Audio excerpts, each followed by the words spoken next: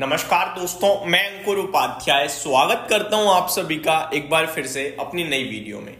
दोस्तों, भारतीय बाजार पूरी तरीके से आज टूट चुके हैं, धराशायी हो गए हैं। सवाल ये उठता है कि कितना गिरेंगे और आपको क्या करना चाहिए। क्यों गिर रहे हैं मैं आपको बता दूं। टैरिफ की वजह से अमेरिका के मार्केट में बड़ी भयंकर गिरावट आई है, उसकी वजह से एशियन मार्केट क्रैश हो गए हैं उसकी वजह से, और FIIs की सेलिंग दोबारा से देखने को मिली है इसकी वजह से। कल जब भारतीय बाजार न्यूट्रल टू पॉजिटिव दिख रहे थे तो लोगों ने कहा कि टैरिफ का तो बिना बात के हुआ बना रखा है, बाजार ने कोई रिएक्शन दिया ही नहीं इस पे। जिसमें मैंने कल दिन के दौरान हर एक वीडियो में बोला कि आज एक्सपायरी है, डेटा ड्रिवन मार्केट ट्रेड कर रहा है, केवल कल तक रुक जाइए, कल आपको रिएक्शन दिख जाएगा। क्योंकि ये टैरिफ इतना सिंपल नहीं है जितना सिंपल कल दिख रहा था, और जब शाम को अमेरिका के बाजार खुले तो लोगों को समझ में आया कि टैरिफ सिंपल नहीं है।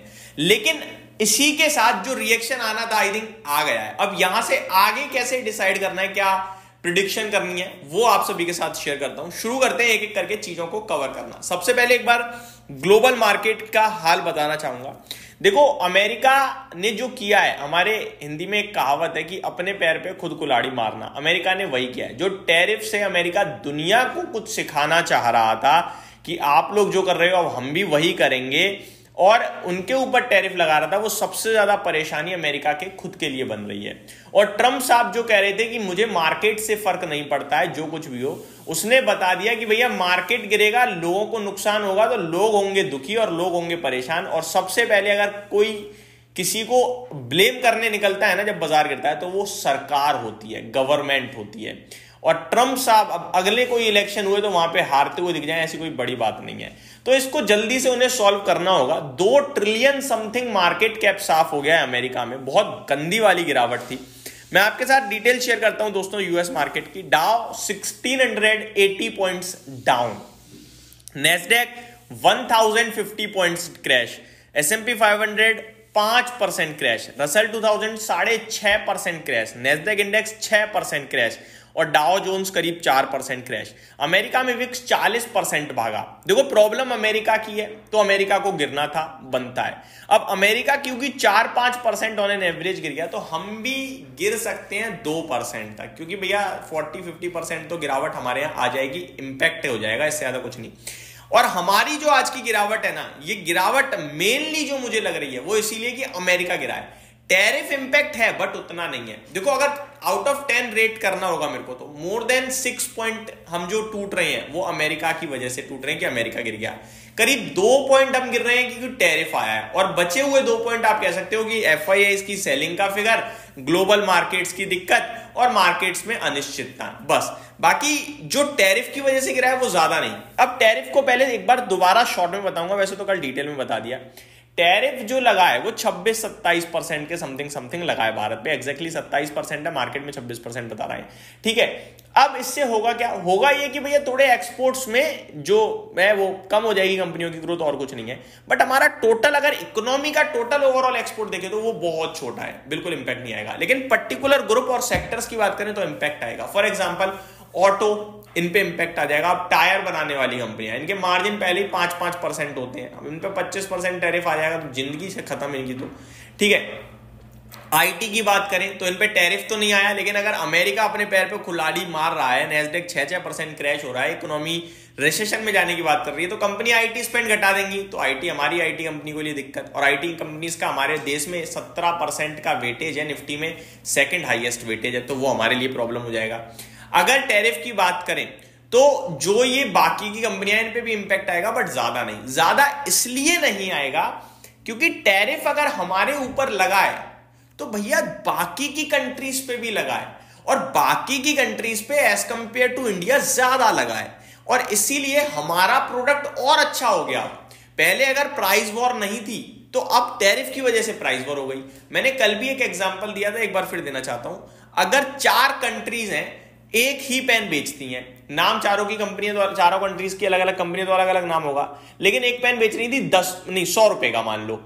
अब इंडिया पे लग गया 27% टैरिफ, तो इंडिया का तो ये पेन हो गया ऑटोमेटिकली 127 रुपए का। लेकिन अगर यही पेन वियतनाम बेच रहा था तो भैया वियतनाम का पेन हो गया 146 रुपए का, क्योंकि इन पे 46% टैरिफ है।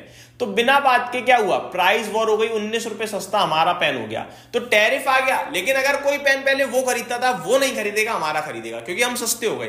तो ये चीज अगर आप देखो तो एक तरीके से पॉजिटिव भी है। अमेरिका की बात करें तो ज्यादातर प्रोडक्ट्स को इंपोर्ट ही करते हैं, ये अपने प्रोडक्शन पे आईटी वगैरह पे ज्यादा ध्यान देते हैं। तो ओवरऑल देखा जाए तो इसीलिए मार्केट कह रहा है कि इंडिया पे टैरिफ का इंपैक्ट है, बट उतना नहीं है, क्योंकि बाकी कंट्रीज पे ज्यादा इंपैक्ट है और हमारे एक्सपोर्ट्स भी उतने ज्यादा नहीं है यूएस को।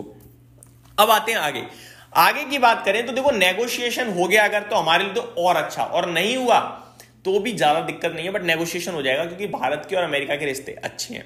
अब आता हूं आगे को लेकर कि ये जो गिरावट हो गई क्या इनफ है या और गिर सकता है। तो इसको लेकर मैं कहूंगा कि बाजार ने जो रिएक्शन दिया ये अमेरिका की गिरावट पे दिया। अब आप भारत के बाजार के साथ डाउ फ्यूचर्स को अपनी वॉच लिस्ट में लगा लो।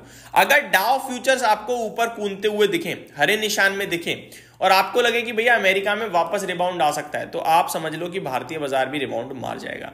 करंट सिचुएशन में डाउ फ्यूचर्स लगभग 250 पॉइंट्स नीचे हैं और भारतीय बाजार 23,000 पे निफ्टी ट्रेड कर रहा है, करीब 250 पॉइंट नीचे है। तो अभी हम ज्यादा नहीं गिरे हैं, लेकिन मेरे हिसाब से बाजार आपके लिए 23,000 यहां पे रुकना चाहिए था, लेकिन नहीं रुका। 22,921 तक गया और वापस से 23,000 आ रहा है, अभी 23,000 के ऊपर निकल रहा है। अब अगला लेवल जो मेरे को दिख रहा है वो 22,800 का दिख रहा है। 22,800 पे रुकना चाहिए, सपोर्ट लेना चाहिए, क्योंकि हमारे लिए दिक्कत नहीं है, वो एंड होगा, इससे ज्यादा कुछ नहीं। 600 पॉइंट ऊपर से नीचे आ जाएंगे, बात खत्म आई। 23,400 से 22,800, 22,800 ब्रेक होगा तो हमें टेंशन घबराना है, अदरवाइज नहीं घबराना है। और ऊपर में जब तक 23,400 के ऊपर क्लोजिंग नहीं आएगी मार्केट झूलता रहेगा, कहीं नहीं जाएगा, ये समझ लो। अमेरिका का बाजार ज्यादा इंपॉर्टेंट है क्योंकि उनके लिए सबसे ज्यादा इंपैक्ट हो रहा है टैरिफ का, उनके लिए सबसे बड़ा इवेंट हो रहा है। किया उन्होंने दूसरों के लिए, लेकिन दिक्कत उन्हें ज्यादा हो रही है फिलहाल, आगे तो उनके लिए अच्छा होगा। और अमेरिका अगर टूटेगा तो ग्लोबल मार्केट्स टूटेंगे, क्योंकि इमर्जिंग मार्केट सारे फॉलो करते हैं अमेरिका को। बस यही है। भारतीय बाजार की बात करें तो ऊपर में आपको अभी 23,400 अब तक नहीं निकलेगा, दिक्कत का विषय है। काफी लोग पूछ रहे हैं भाई बेचकर भाग जाएं क्या। तो ट्रेडिंग की पोजीशन मैंने आपसे कल भी कहा था कि मत बनाना, और है तो थोड़ा सावधानी बरतो।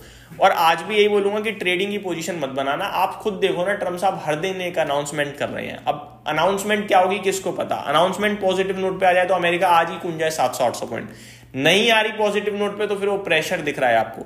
अब मैं डेटा बताना चाहूंगा। एफआईआईज कल फ्यूचर्स और कैश मार्केट दोनों जगह सेलिंग करके चले गए हैं। कैश में बेचा है 2800 करोड़ का, फ्यूचर्स में बेचा है 4,500 करोड़ का। तो कहीं से कहीं तक कुछ ज्यादा पॉजिटिव दिख नहीं रहा है। तो यही समाप्त करता हूं इस वीडियो को। मार्केट अभी वेट एंड वॉच सिचुएशन में चल रही है। हमारे लिए दिक्कतें उतनी नहीं है, लेकिन दिक्कत अगर ग्लोबल होंगी तो हम रिएक्ट जरूर करेंगे। बस उम्मीद करता हूं डिटेल्स पसंद आई होंगी। Thank you so much for watching this video. Have a great day guys.